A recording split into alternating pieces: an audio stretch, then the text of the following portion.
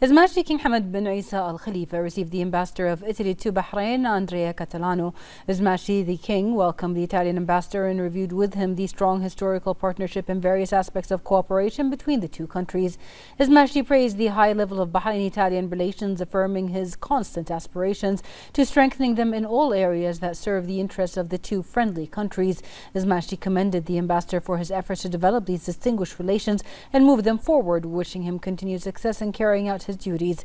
In recognition of the Italian ambassador's efforts to advance relations between the two countries, His Majesty awarded him the Order of Bahrain First Class. For his part, the Italian ambassador expressed gratitude and appreciation to His Majesty the King and pride in receiving the decoration.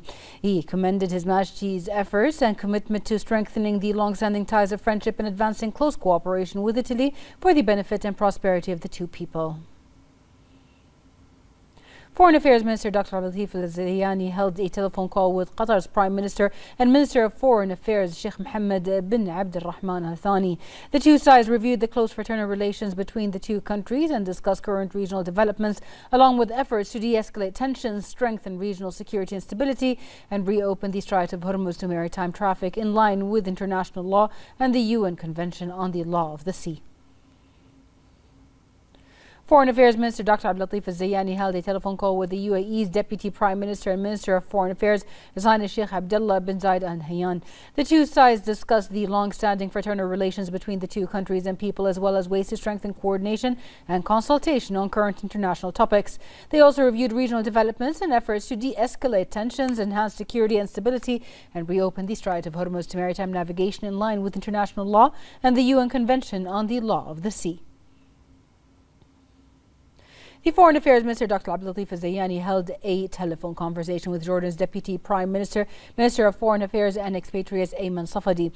The two sides reviewed the close relations between the two countries and discussed ways to strengthen cooperation across various fields to serve shared interests. They also discussed regional developments and ways to support regional and international efforts aimed at de-escalation and strengthening regional security and stability.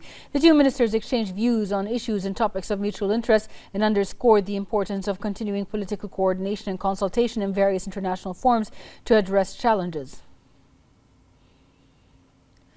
Foreign Affairs Minister Dr. Abdulatif Al-Zayani held a telephone call with the Egyptian Minister of Foreign Affairs, Immigration and Egyptian Expatriates Badr Abdulati. The two sides reviewed the close relations between the two countries and the progress and prosperity they witness at all levels. They also discussed current regional developments and regional and international efforts aimed at de-escalation and resolving crises through dialogue and diplomatic solutions, ensuring freedom of navigation in the Strait of Hormuz and international waterways, and maintaining regional security and stability. The two sides exchanged views on intensifying coordination and joint consultation to strengthen joint Arab cooperation. Information Minister Dr. Ramzan bin Abdullah Naimi visited Youth City 2030, accompanied by Youth Affairs Minister Rawan Tawfiqi. Dr. Naimi reviewed the programs, activities and training initiatives hosted by the city, which aim to develop young people's skills and enable them to gain knowledge and experience in line with Bahrain's vision of enhancing youth participation in development. The Information Minister said Youth City 2030 has established itself as one of the leading national initiatives for youth empowerment and capacity building through its integrated training environment and partnerships that help develop skills and discover talents. He commended the constructive cooperation between the Ministry of Information and the Ministry of Youth Affairs, which reflects the integration of government efforts as part of Team Bahrain in implementing national initiatives that invest in young people and provide them with opportunities to gain practical experience across different domains. He noted that the ministry continues to develop initiatives that invest in young and national talents and strengthen their presence across media fields, based on its belief that young people are key to developing national media and are active partners in producing professional media content that reflects Bahrain's identity and values. Dr. Naimi added that the ministry's participation in Youth City 2030 aims to provide young people with complete practical training experience, allowing them to explore different areas of media work. He highlighted the training programs hosted by the city, including the participation of MBC Group through MBC Academy and MBC Talent Agency, provide opportunities for professional practice and the discovery and development of young people's creative skills. The Information Minister commended the development of Youth City 2030's training and creative content, expressing appreciation for the efforts of the Ministry of Youth Affairs and all partners in organizing this national initiatives. He also highlighted that it contributes to preparing qualified young national talents capable of meeting future requirements and actively contributing to the kingdom's development process. As part of the government's ongoing efforts to enhance the quality of public services and re-engineer government processes, the Survey and Land Registration Bureau developed the Survey Audit Office Workflow Management Service. The digital service is designed to automate the operations of Survey Audit Office handling surveying transactions. The service aims to ensure greater accuracy in the review process while accelerating the completion of surveying transactions. SLRB President Engineer Basim Al-Hamar said that the development of the service reflects the Bureau's commitment to adopting innovative digital solutions that enhance the efficiency of government services, improve the quality of procedures, and expedite the completion of surveying transactions, which supports Bahrain's digital transformation agenda and delivering a more efficient customer experience. He noted that the redevelopment of the Survey Audit Office Workflow Management Service followed a comprehensive review of its procedures given its high demand, with more than 6,609 applications received during 2025. This necessitated the re-engineering of its processes to better accommodate the volume of requests.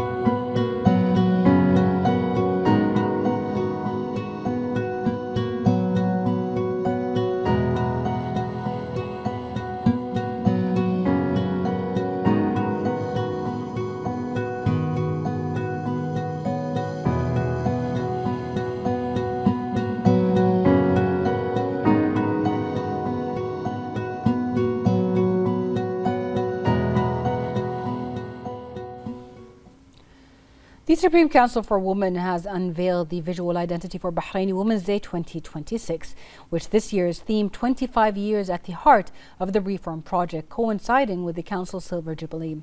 The slogan reflects the Council's pivotal role as one of the most prominent achievements of the comprehensive reform project and commemorates the 25th anniversary of its establishment and its contributions to enhancing Bahraini women's participation in the development process. More in this report. Over the course of 25 years, the Supreme Council for Women has established itself as one of the most prominent achievements of the comprehensive reform project of His Majesty the King, and has contributed to enhancing the status of Bahraini women as active partners in the development process. Today, as it marks its Silver Jubilee, the Council commemorates a quarter-century of achievements by launching the visual identity for Bahraini Women's Day 2026 under the slogan 25 years at the heart of the reform project. The Council has published a guide on its website for the use of the Bahraini Women's Day logo, which includes guidelines for using the visual identity to ensure consistent application across various media and awareness-raising materials. The identity features the Silver Jubilee logo, which bears the number 25 surrounded by a wreath, symbolizing a quarter-century of institutional work alongside the main slogan for the celebration. It also incorporates the Year of Isa al-Kabir logo, alongside the permanent slogan for Bahraini Women's Day, She Read, She Learned, She Participated, embodying the national dimensions of this occasion and the long-standing commitment to supporting Bahraini women.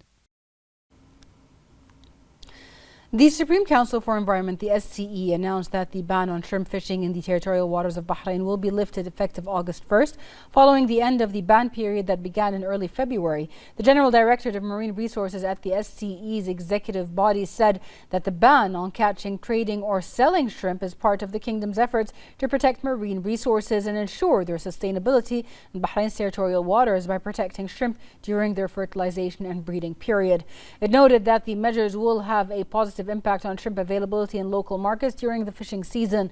The General Directorate commended the efforts of the authorities that cooperated with the Directorate in carrying out monitoring and inspection operations during the ban period, as well as the cooperation and commitment shown by the fishing sector in complying with the ban. It said this cooperation reflects the commitment of the people of Bahrain to protect and sustain Bahrain's marine resources. The trainer of the Royal Endurance Team and the victorious team, Ahmed Janahi, has reached the top of the International Federation for Equestrian Sports Endurance Trainer World Ranking with 1,328 points. The ranking also placed horses from the Royal Endurance Team at the top: the world champion Everest L.A. Majori, Ermine D'Artagnan, and Hector D.U. Carelli. The achievements reflect the support of the representative of His Majesty the King for Humanitarian Work and Youth Affairs and captain of the Royal Endurance Team, His Highness Sheikh Nasser bin Hamad Al Khalifa, and His Highness's continued efforts to provide the team with the resources needed to complete or to compete at the highest levels. The results further strengthened the international standing of the Royal Endurance Team and victorious team, following a series of major victories and titles that have established Bahrain as a leading competitor in equestrian sport. The Bahrain National Museum is one of the kingdom's most prominent cultural landmarks and a destination that chronicles its history over thousands of years. The museum is distinguished by its strategic location and unique architectural design, as well as its galleries, which house archaeological and heritage collections that tell the story of Bahrain and its cultural legacy.